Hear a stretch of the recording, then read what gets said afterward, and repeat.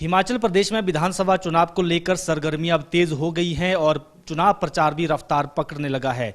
24 सितंबर को प्रधानमंत्री नरेंद्र मोदी भी हिमाचल आ रहे हैं। मंडी में बड़ी रैली हो रही है। भाजपा किस तरह से इस चुनाव को लेकर तैयार है और आने वाले समय में बड़े कार्यक्रम क्या होने वाले हैं, इसी विषय पर बातचीत के लिए खबरें अभी तक के साथ मौजूद हैं भाजपा के प्रदेश अध्यक्ष सुरेश कश्यप। इनसे ही बातचीत करते हैं। कश्यप साहब, पहला तो प्रधानमंत्री ही शंखनाद करने वाले हैं। हम कह सकते हैं कि विधानसभा चुनाव को लेकर कितना उत्साह है भाजपा में और आपको लगता है कि जब वो आएंगे तो एक माहौल बनाने का काम करेंगे? देखिए, माननीय मोदी जी का हिमाचल प्रदेश आना हिमाचल प्रदेश के लिए बड़े गर्व की बात है। हिमाचल की जनता के प्रति उनका जो स्नेह है और हिमाचल प्रदेश की जनता का जो उनके प्रति स्नेह है वो, और जो नाता मोदी जी का हिमाचल प्रदेश से है, वो बहुत घनिष्ठ संबंध जिसको हम कह सकते हैं, गहरा नाता है। और माननीय मोदी जी 24 तारीख को मंडी के पडल ग्राउंड में युवा मोर्चा की विजय संकल्प रैली, और जिसमें 1 लाख युवाओं के आने का लक्ष्य है, 1 लाख प्लस, क्योंकि मिनिमम 1 लाख का लक्ष्य रखा गया है, तो 1 लाख से भी ज़्यादा युवा इस रैली में आएंगे। और मैं समझता हूँ एक जिसको कह सकते हैं कि नई ऊर्जा का संचार युवाओं के अंदर होगा।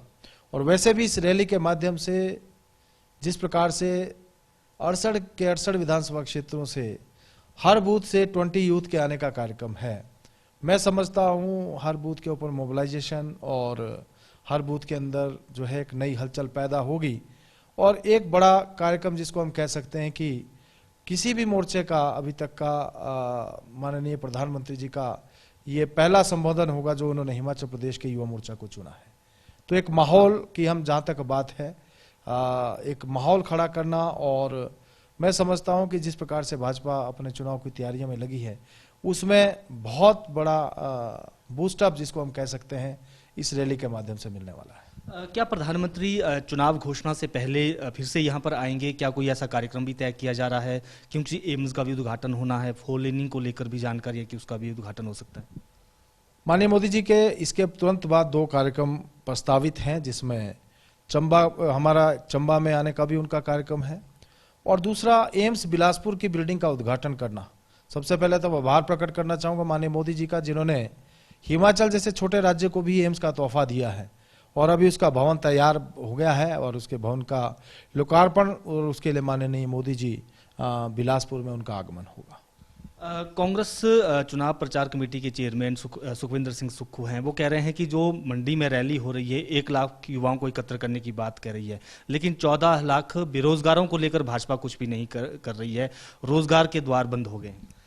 ये दिखाता है कि किस प्रकार से कांग्रेस पार्टी हताश है, और उनके नेताओं की जो बयानबाजी आ रही है ये साफ झलक उनको दिखाई दे रही है उनके बयानों से कि कांग्रेस पार्टी को जो है अब उनको अपना ग्राउंड खिसकता हुआ दिख रहा है, और यही वजह है कि इस प्रकार की बयानबाजी वो कर रहे हैं। जहां तक बेरोजगारी की बात सुक्खू जी करते हैं, मैं उनसे पूछना चाहता हूं कि आपके समय में कितने लोगों को रोजगार दिया गया था? जब आपकी सरकार पिछली बार थी तो क्या आपके समय बेरोजगारी पूरी तरह से समाप्त हो गई थी? क्या हर परिवार को आपने रोजगार दिया था? इस प्रकार की भाषा बोलना मैं समझता हूं शोभा नहीं देता उनको।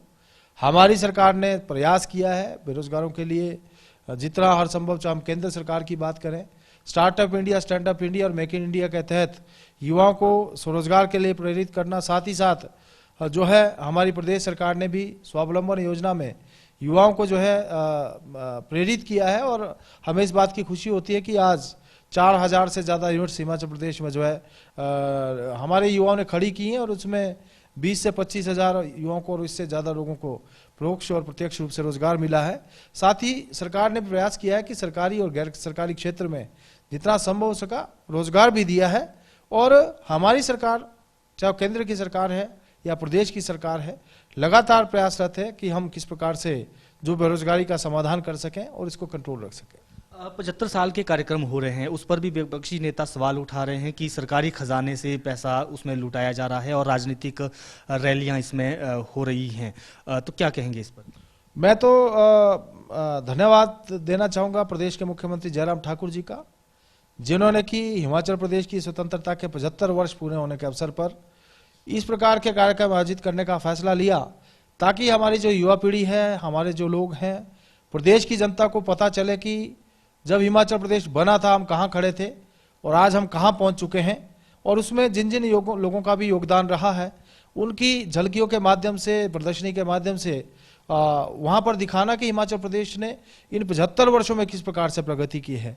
ये कोई राजनीतिक कार्यक्रम नहीं है, ये सरकार के द्वारा हमारे हिमाचल प्रदेश की विकास की जो गाथा है उसको दिखाया गया, और मैं समझता हूँ प्रदेश भर में जन सलाब उमड़कर इन कार्यक्रमों में आ रहा है।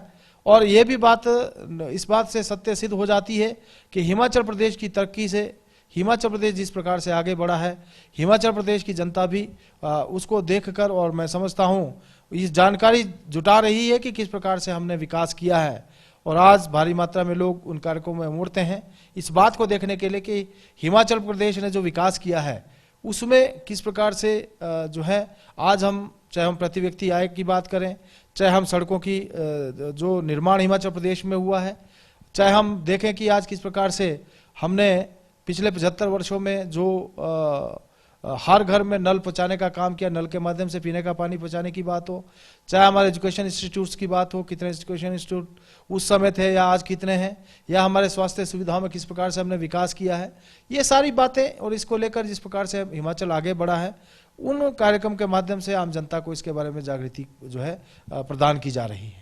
कश्यप साहब, प्रदेश में एलईडी रथ घूम रहे हैं, प्रदेश जो योजनाएं हैं उनका प्रचार प्रसार किया जा रहा है, लेकिन एक चर्चा जो है वो ये है कि पूर्व मुख्यमंत्रियों के उसमें तस्वीरें नहीं हैं। शांता जी हैं, धूमल जी हैं, और कांग्रेस के नेता भी कह रहे हैं कि रिवाज इन्होंने अपने से ही बदलना शुरू कर लिया, कि पूर्व मुख्यमंत्रियों को हटा दिया गया है तस्वीरों से भी। नहीं, ऐसा नहीं है, सभी लोगों के उसमें चित्र लगे हैं। और दूसरी बात मैं ये भी कहना चाहूँगा कि हमारे प्रमुख नेता, हमारे वरिष्ठ नेता हों, चाहे माननीय शांता जी हैं, चाहे माननीय धूमल जी हैं, लगातार इनका आशीर्वाद हमको मिल रहा है, और इनके मार्गदर्शन में और इनके सहयोग से, और सभी जो हमारा वरिष्ठ नेतृत्व है उनके सहयोग से हम सब लोग एकजुटता के साथ आगे बढ़ते हुए इस चुनाव में जा रहे हैं।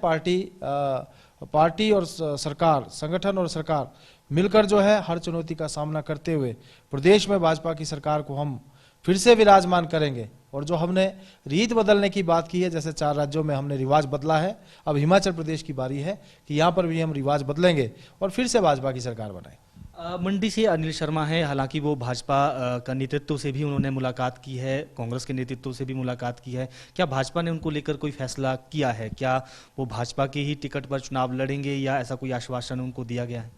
नहीं, देखिए, जहाँ तक चुनाव लड़ने की बात है, कौन चुनाव लड़ेगा, कहाँ से लड़ेगा, कौन नहीं लड़ेगा, ये फैसला शीर्ष नेतृत्व करेगा। लेकिन इतना अवश्य कहना चाहूँगा कि अनिल शर्मा हमारी पार्टी के विधायक हैं, और मंडी से वो चुनाव, पिछली बार उन्होंने चुनाव जीता है, और आगामी क्या फैसला लेना है या नहीं लेना है ये हमारा जो शीर्ष नेतृत्व तय करेगा, और कौन सा व्यक्ति चुनाव लड़ेगा, कौन नहीं लड़ेगा, ये भी शीर्ष नेतृत्व ही फैसला करेगा। तो मैं समझता हूँ इस पर मैं कोई बहुत ज़्यादा बात नहीं कर सकता, बहुत ज़्यादा टिप्पणी नहीं कर सकता, लेकिन इतना तय है कि पार्टी जो जिताऊ चेहरे हैं उनके ऊपर दाव खेलेगी और उनको जिताएगी। आम आदमी पार्टी ने अपनी एक सूची जारी कर दी है। हम कह सकते हैं कि कांग्रेस भाजपा में बाजी मार ली है टिकट की एक सूची जारी करने में। भाजपा की टिकट आवंटन कब तक हम कह सकते हैं कि हो जाएगा? इसमें बाजी मारने जैसी कोई बात नहीं है, और आम आदमी पार्टी जिसका कोई अस्तित्व अभी हिमाचल प्रदेश में नहीं है, उन्होंने कुछ अपने जो है प्रत्याशी घोषित किए हैं, लेकिन भारतीय जनता पार्टी जब उचित समय आएगा तो प्रत्याशियों का चयन करके उनकी घोषणा करेगी। हम किसी जल्दबाजी में नहीं हैं, हम जांच परख कर ही जो है प्रत्याशी देंगे, और जब भी देंगे तो आपको भी उसकी सूचना देंगे। आखिरी प्रश्न, ओल्ड पेंशन स्कीम प्रदेश का एक बड़ा मुद्दा है, इस पर लगातार बातचीत होती रहती है। क्या भाजपा नेतृत्व इसको लेकर कुछ विचार कर रहा है कि ओल्ड पेंशन को लेकर हमने क्या स्टैंड रखना है? क्योंकि कर्मचारी लगातार कर्म अनशन कर रहे हैं, कांग्रेस ने ऐलान कर दिया है ओपीएस का, भाजपा कैसे देखती है? देखिए, कांग्रेस पार्टी की तो मैं बात नहीं करना चाहूँगा, वो बहुत सारे वादे करते हैं, लेकिन सारे वादे उनके खोखले होते हैं। लेकिन इतना अवश्य कहना चाहूँगा कि प्रदेश सरकार ने कर्मचारियों के जितने भी मुद्दे हैं उनको गंभीरता से लेते हुए उनका समाधान करने का प्रयास किया है। और चाहे वो हम छठे वेतन आयोग की बात करें या जो अन्य वेतन संबंधी विसंगतियाँ हमारे कर्मचारियों की थी या पेंशनर्स की थी, उनको जो है दूर करने का प्रयास किया है। जहाँ तक ओपीएस की बात है, उसको लेकर एसआईटी का गठन किया गया है, कमेटी का गठन किया गया, उसके लिए कमेटी बनाई गई है, और कमेटी जो है उसके ऊपर कार्य कर रही है। प्रदेश सरकार कमेटी का जो भी फैसला आएगा उसके बाद जो है प्रदेश सरकार कोई उचित निर्णय लेगी।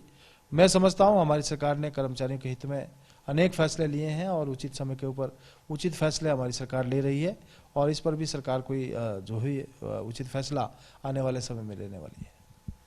बिल्कुल, ये थे भाजपा प्रदेश अध्यक्ष सुरेश कश्यप। इन्होंने कहा कि प्रधानमंत्री नरेंद्र मोदी आ रहे हैं और ये युवाओं में जोश भरने का काम करेंगे। यहाँ पर एक माहौल, जो चुनावी माहौल है, वो भी बनाने का काम करेंगे और चुनाव घोषणा से पहले पहले 2 और कार्यक्रम उनके हिमाचल में हो सकते हैं। वीडियो जर्नलिस्ट राज के साथ प्रदीप ठाकुर, शिमला।